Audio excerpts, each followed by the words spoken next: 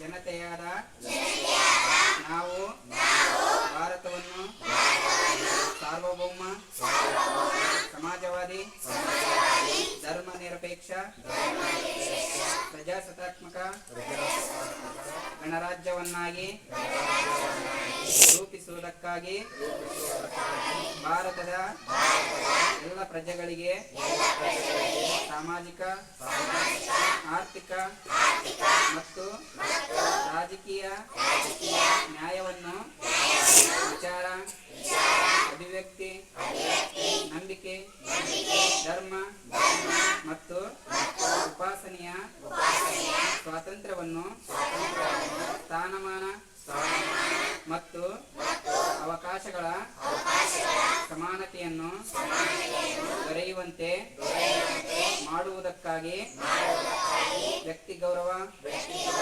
ದೇಶದ ಏಕತೆ ಮತ್ತು ಸಮಗ್ರತೆಗಾಗಿ ಎಲ್ಲರಲ್ಲಿ ಭ್ರಾತೃತ್ವ ಭಾವನೆಯನ್ನು ಮೂಡಿಸುವುದಕ್ಕೆ ದೃಢ ಸಂಕಲ್ಪ ಮಾಡಿ ನಮ್ಮ ಸಂವಿಧಾನ ಸಭೆಯಲ್ಲಿ 1949ನೇ ಇಸವಿಯ ನವೆಂಬರ್ ತಿಂಗಳ 26ನೇ ದಿನದಂದು ಈ ಸಂವಿಧಾನವನ್ನು ನಮಗೆ ನಾವೇ ಅರ್ಪಿಸಿಕೊಂಡು ಅಂಗೀಕರಿಸಿ ಶಾಸನವಾಗಿ ವಿಧಿಸಿಕೊಂಡಿದ್ದೇವೆ.